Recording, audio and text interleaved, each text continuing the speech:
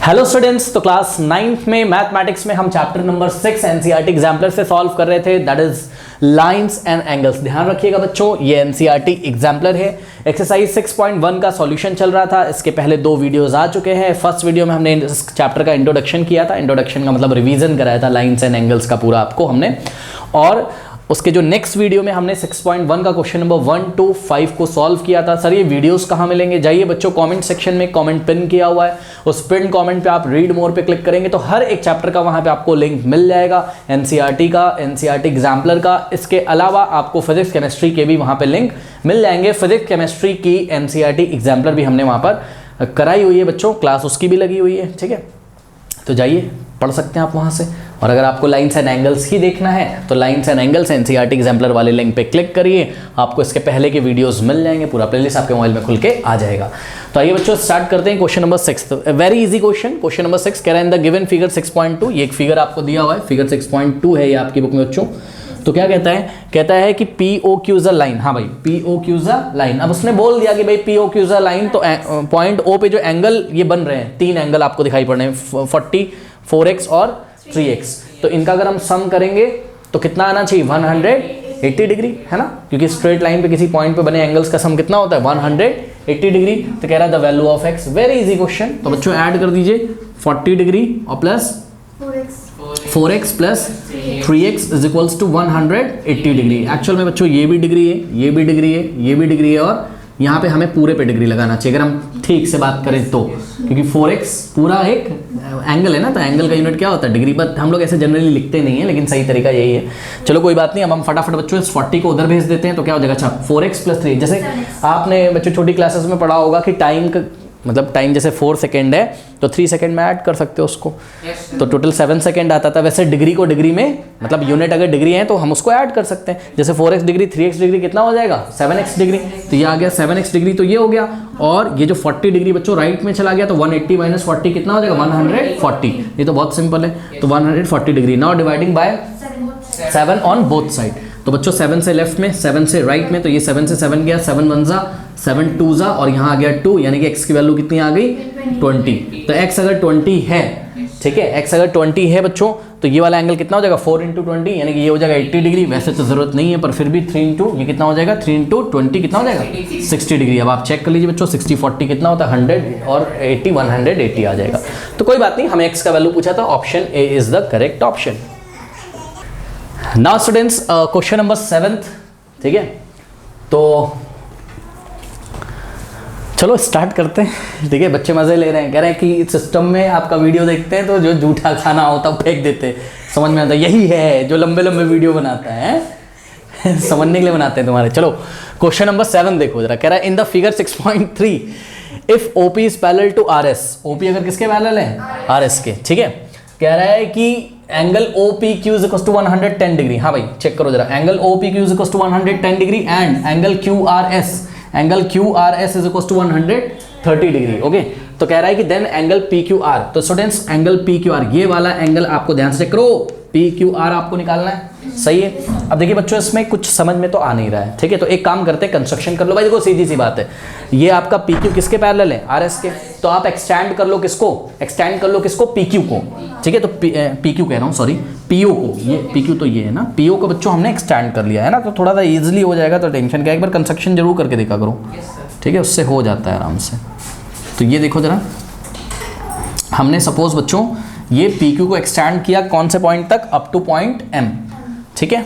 चलो बहुत बढ़िया। अब तो बच्चों एक बात बताइए, अगर PO पैरेलल था किस, PQ में बोल रहा हूँ, सॉरी PO को एक्सटेंड किया अप टू पॉइंट M। अब एक बात बताइए, अगर PO पैरेलल था किसके बताइए? अगर PO पैरेलल था आपके RS के, ये PO पैरेलल था RS के, तो PO को दूसरी डायरेक्शन में आपने स्ट्रेटली बढ़ाया है सीधा, तो ये जो भी है आपका PM है ना, ये PM या आप OM बोल दो, पूरा OM पोर्शन भी आपका पैरेलल हो जाएगा किसके? RS के।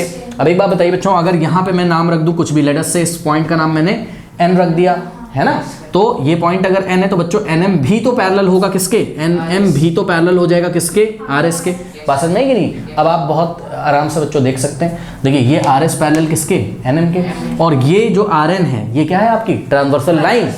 तो एक बात बताइए, ये वाला जो एंगल होगा वो इस एंगल के इक्वल होगा कि नहीं होगा? करस्पॉन्डिंग एंगल से नहीं समझ में आएगा, सिंपल है। हाँ, ध्यान से करो, ये दो लाइंस ऐसे पैरेलल है और ये अगर ऐसे ट्रांसवर्सल आ रही है तो ये वाला जो एंगल होगा ये इसके ही तो इक्वल होगा। मतलब चेक करो, दोनों ही एंगल लाइन के एक तरफ है और ये जो पैरेलल लाइंस इनके जस्ट नीचे नीचे बने हुए हैं। ये देखो, ये आर एस पैरेलल थी एन एम के, ठीक है, और ये आर क्यू क्या आपकी ट्रांसवर्सल है, दोनों ही एंगल ट्रांसवर्सल के राइट हैंड साइड में है। और ये जो आर एस जो कि एन एम के पैरेलल थी, आर एस के नीचे ये बना है तो एन एम के नीचे ये बना है, तो ये एंगल दोनों क्या हो जाएंगे, इक्वल हो जाएंगे। ठीक है, तो यहाँ पे बच्चों हम लैंग्वेज कुछ लिखवा नहीं रहे, आप सीधे निकाल सकते हैं, कोई बहुत बड़ी बात है नहीं। ठीक है, तो यहाँ से बच्चों एंगल ध्यान से चेक करिएगा, एंगल ध्यान से करिएगा, angle M N Q, angle M N Q आपका कितना आ गया, एंगल एम एन क्यू आ गया आपका, पहले लिख के दिखा दें, एंगल आर एस एन के, angle sorry S R N के, एंगल एस आर एन के, एस आर एन के कितना आ गया बताइए, 130 डिग्री। ठीक है, तो ये 130 है तो ये भी कितना हो जाएगा, 130 डिग्री। सही है, ओके।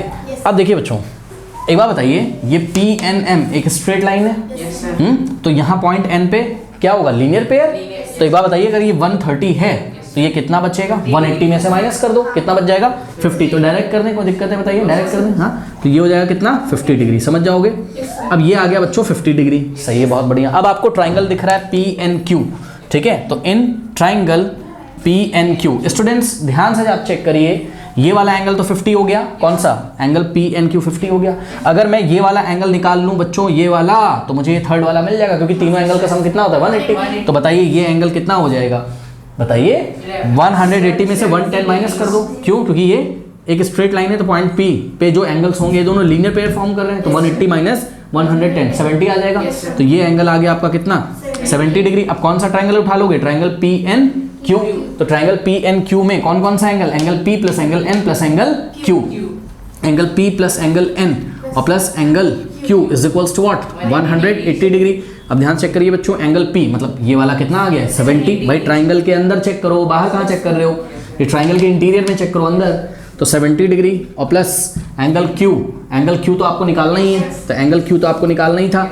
ठीक है, ओ पी रखा, एन नहीं रखा मैंने, एन कितना है बताइए, एन 50 डिग्री, तो एन आ गया आपका 50 डिग्री और plus angle Q is equals to 180 degree. अब 70 प्लस कितना हो जाएगा, ये 7 + 5 12, 12 जीरो पीछे आ जाएगा, 112 सॉरी 112 कह रहा हूँ, 120, तो 120 हो गया, ऐड हो गया ये, तो 120 डिग्री और plus angle Q is equals to 180 degree और 120 को आप राइट में भेज दीजिए बच्चों, तो एंगल क्यू आ जाएगा आपका क्या, 180 माइनस 120, यानी कि कितना आ जाएगा, 60 डिग्री। सही है। अब एक बात बताओ बच्चों, एंगल क्यू क्या था, ये पी क्यू एन ही तो था, तो ये एंगल क्यू का अगर हम पूरा नाम लिखें तो एंगल पी क्यू एन भी बोल सकते हो आप, इसको पी क्यू आर भी बोल सकते हो, और पी क्यू आर ही तो निकालना था मेरे ख्याल से। हाँ, तो angle P Q R is equal to what, 60 degree, तो option C is the correct option. Okay, कर लीजिए। क्वेश्चन नंबर 8 देखिए, कह रहा है कि angles, and this is the last question of exercise 6.1 obviously, angles of a triangle are in the ratio 2:4:3, the smallest angle of the triangle is. बच्चों देखिए, कोई ट्राइंगल है आपके पास, ठीक है, और इनके एंगल्स का जो भी मेजरमेंट होगा उसका रेशियो दिया गया है ना, यानी कि ये एंगल मान लो, चलो इसका नाम है, ट्राइंगल का नाम है आपका ट्राइंगल ए बी सी, ठीक है, ए बी सी, तो एंगल ए बी और सी का बच्चों रेशियो दिया है एक तरीके से, तो एंगल ए कितना हो जाएगा, 2x। जब भी रेशियो में दिया होता है हम किसी फैक्टर से मल्टीप्लाई कर देते हैं, चाहे k से मल्टीप्लाई कर दो, x से कर दो, m से कर दो, जिससे करना उससे कर दो, ठीक। तो ये हो जाएगा 2x और b क्या हो जाएगा आपका 4x और एंगल c क्या हो जाएगा आपका 3x। अब आपको एंगल मिल गए,